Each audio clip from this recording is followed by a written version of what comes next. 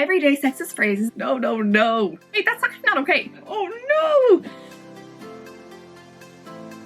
Hello everyone and welcome back to another video. Hope everyone is doing okay during the quarantine and you're all enjoying the beautiful weather that we're having. This week I'm coming back to you with a video on everyday sexist phrases that you might not even know that you're using. So I did a video on this before about a year ago and I'm just back with more terms, more things that maybe we're saying that maybe aren't great. We're going to go through them and maybe you might think of whether you use some of them or you know people using some of them and maybe just think about whether they're good to be using or not. So let's get started.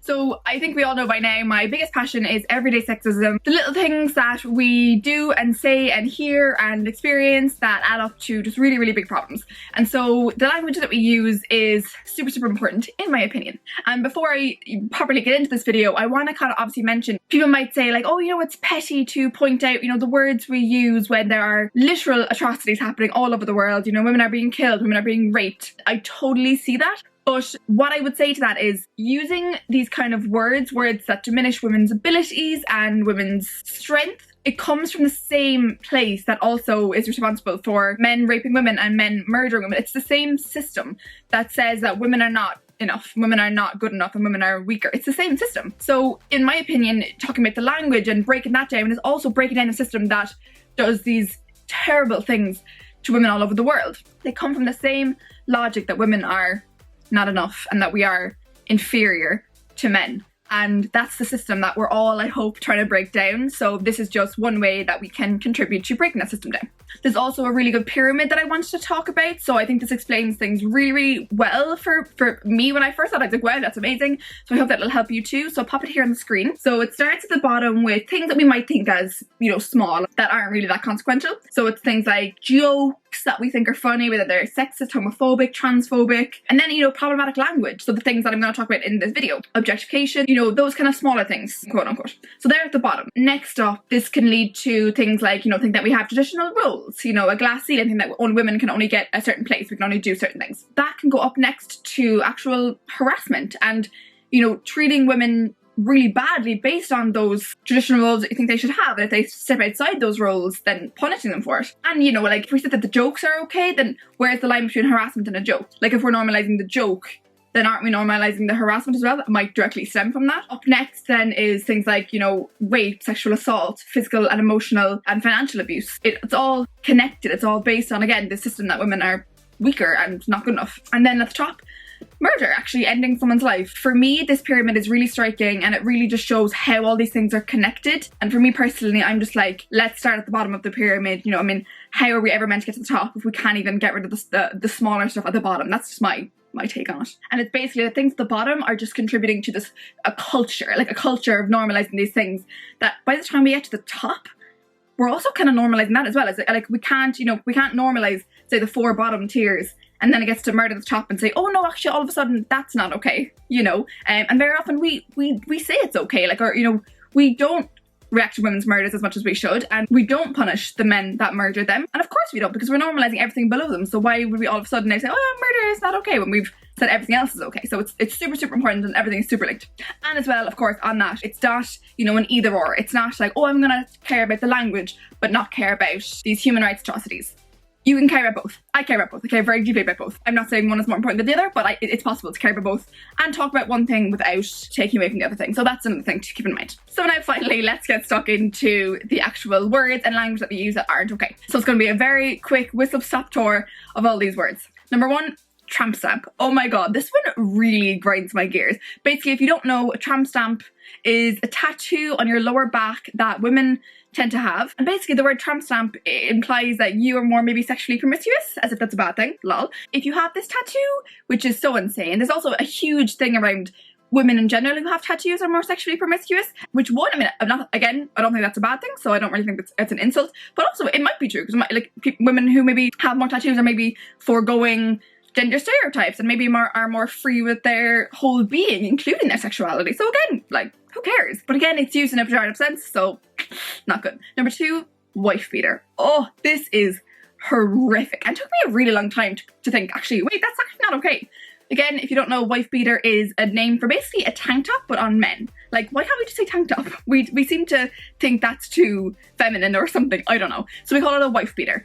And again, even saying that casually. Like, we become so numb to it. It implies that beating your wife is okay or funny. Who thought of the name? Like, basically, obviously, I suppose it's implying that people who wear these kind of tops are the types of men to beat their wife. But again, it's just normalizing it, it's trivializing it, it's making it seem funny when it's obviously not funny at all. So, oh, not good. Number 3, and this is a really difficult one. People, men and women included, are all kind of a bit iffy on whether this one is bad or not, but calling women girls instead of women. I'm quite passionate about this. It's something I do myself. I'm so used to calling girls, saying, oh, like the girls, and you know, I've talked to this girl now, but she's like fully like a late 20s woman. Like, it's, you know, it's a really, really tough one, but I think it's just, when you reverse it, and you think, well, would I call those men boys? No, I wouldn't. I wouldn't. So why am I calling those women girls? And like, I think that's the easiest way to look at it. If you wouldn't do the same for men, why do the same for women? It infantilizes them, and particularly if it's in the workplace, and I've been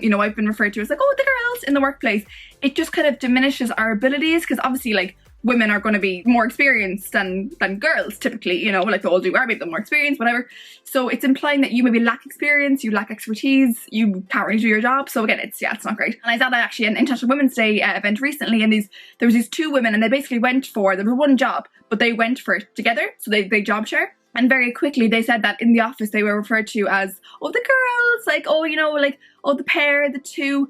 And at this International Women's Day talk, they said that basically they made it very clear from the outset. They were in a meeting and they were just like, look, everyone, glad to be here, delighted, but my name is such and such, her name is such and such. We're not the girls, we're not the pair, we're not this. And I asked them the question, like, what was the reason you give? And they didn't even particularly give a reason. They just said straight out, we're not the girls, we're 2 qualified women who are here to do our jobs, don't call us that. And everyone was just like, okay, fair. So that one I'm particularly passionate about, but again, I'm not perfect. I still say it when I know better. So yeah, it's a tough one to get out of the system. And again, I kind of hate myself for saying these ones, because they're meant to be super uplifting and super like, woo, yes, girl power. But number 4 is the terms like girl boss and mompreneur. Oh, and I feel bad, I do, but they make me cringe. And I know this again is a really divided one. Some people love them and they're like, yes, empowerment, yes. And other people are like, oh, no. We shouldn't have to differentiate between boss and girl boss. Like, no, like if you're a woman and a boss, you're a boss. Like, you know, and I get that some people, it really lifts them up, and I love that, and like whatever you need. But for me, it's implying that if you're a boss and you're female, that you're somehow different to a male boss. No, you're a boss. Or that, you know, mompreneur, oh my god, I cringe. Like, yes, amazing. If you are a mom and you have a business, yes, unreal. You're an entrepreneur. You're an entrepreneur. Those words aren't reserved for men exclusively. Like, you can be amazing. And yes, if you want to use that word, if it makes you feel good, do. I love it. But I personally just think, no, like, you're an entrepreneur, you're a boss. Own it. You're no different to a man in terms of, you know, your like abilities and the respect you deserve. So yeah, I personally they make me, oh, I can't. Number 5, a very obvious one, man up. Oh, it's just so sad. It just implies that men have certain roles to fulfill, that men have to be strong. It's just really sad. It's often said to men when they are sad or expressing their emotions, they're told man up and shove those feelings down. And it's just, one, it's so sad for them, but it's also so dangerous because men don't bury those feelings. They let them out in other ways. And a lot of those ways harm women. It is such a dangerous phrase to say. I hope that it's said less and less, but it's still very much present.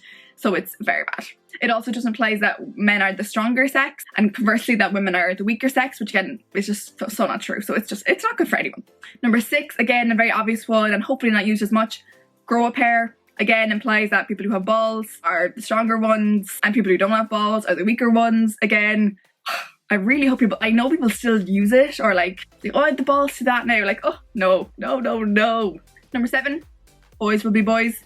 No, sir. Boys will be held accountable for their actions. Boys will not be let off simply because they're boys. It's also, again, so rude to boys. It implies that, oh, boys are just so silly that of course they're messing up. Like, oh, you know, our expectations are so low for boys that they're doing this silly thing. And it's like, oh, sure, they'll just be boys. No. It's also, again, just so dangerous because, you know, that can be said when, you know, boys are little and boys mess up, or boys, you know, are playing rough and they hurt someone, and we're thinking, oh, boys will be boys. Boys grow into men who hear that still. Men who rape and men who sexually assault and men who do bad things, and we say, oh, well, you know, boys will be boys. That's just what they do. No, it's not. It's so dangerous and we need to cut that off. Number 8, and again, I don't think this is that common, but it's saying, you know, it's like, oh yeah, that was good night for a man. You know, like, or you know, you cleaned that very well night for a man. Like, no. Again, I don't know how often this is said, but I have heard it, and it's, again, just so silly. It's usually said alongside things that are typically considered female, like, yeah, cleaning, cooking, minding your baby. Like, oh, that was good night for you, good night for a man. Like, no, it's just, it's so insulting to men. Like not to mind the negative impact that it has for women, but it's just so insulting to men. It's like, what? Number 9, again, in a similar vein, say something like a girl. And I think this one is definitely getting more and more traction. There's been numerous kind of international campaigns about it. There's a big sports brand that did a thing. I can't remember, but now I'll pop it in here. Again, it's really negative. It said pejoratively, like, oh, you know, like, you know, run like a girl, play like a girl, implying that we play or run a certain way, and it's usually meant in a negative way. And it's, you know, it's usually used against men. Like, if men are running a certain way, it's like, oh, you run like a girl, you play like a girl. Again, just implying really bad things. And it, you know, that hurts both men who are being insulted because they're using it in an insulting way, but it's also using women to insult the men. So it's just, again, it's bad for everyone. This is why we need feminism for everyone. Number 10, and again, this is one is a really difficult one, the word bitch. I don't use this word. I don't like to use this word. The word bitch has been used against women for centuries in a bad way. And yes, you know, I'm all about, you know, reclaiming that slur, but no, I don't like to use that word. I think it's demeaning. I think it's negative. And like, again, you know, whatever you want to use, good for you. You know, people are like, oh yeah, I'm a bad bitch. And you know, I love it. Like, whatever you need to do to make yourself feel empowered. Yes, I love it. But it's still so often used against women in such a negative way. I would love if it could be reclaimed and not used in that sense. But while it's still being used to harm women and, you know, knock them down a peg, I'm not gonna personally contribute to that culture and that society by using it myself. And I think as well, you know, if we use it, if women use it, men then see that and say, oh, it's okay for them to use it, so it's okay for me to use it. No, very different situations. You know, if women want to use it, I genuinely am fine with that. I personally don't, but whatever you need to do. But I still find that men use it way too often in a negative sense, so I'm not gonna be condoning that or saying that it's okay to use for anyone. 11, the phrase suck my dick.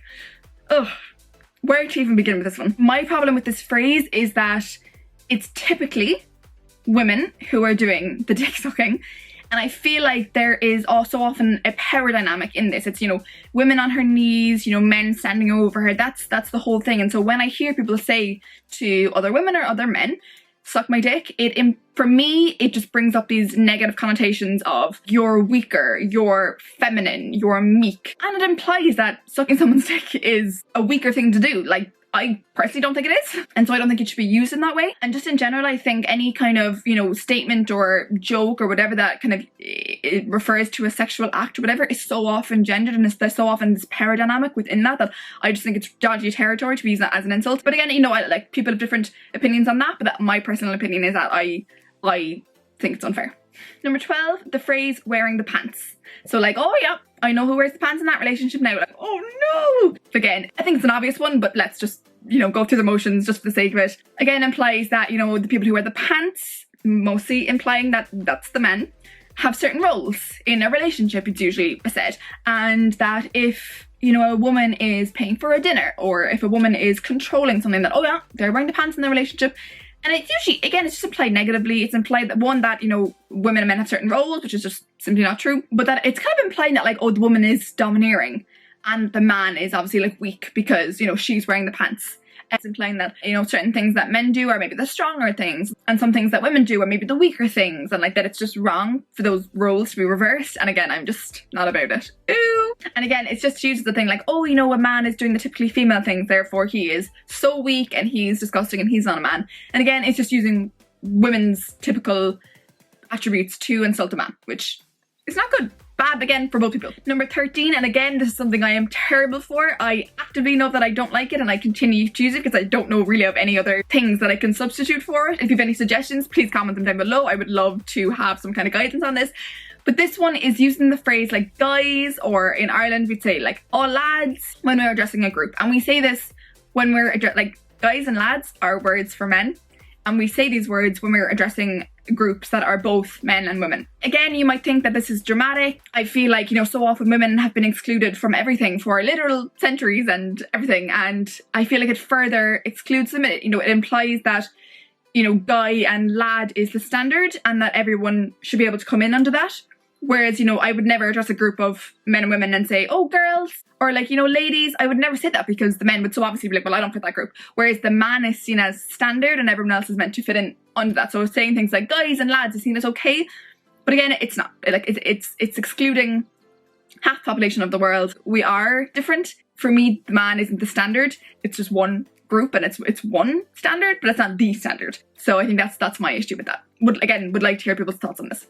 Number 14, and again, this isn't really a phrase that's kind of thrown around. It's more of an order, and that is telling women to smile. Oh my goodness! Like, thankfully, I've seen so much on this of women complaining and being like, "I'm absolutely not. I will not smile," but it's still very much a thing that's said. It's been said to me while I was working behind bars. I think it's been said to me on the street. It's still a very much common thing. So it's still very prevalent. And again, it's just like, you know, women aren't here to be happy for you. Women aren't here to be happy all the time. We can be sad. We can be angry. We can have all these emotions.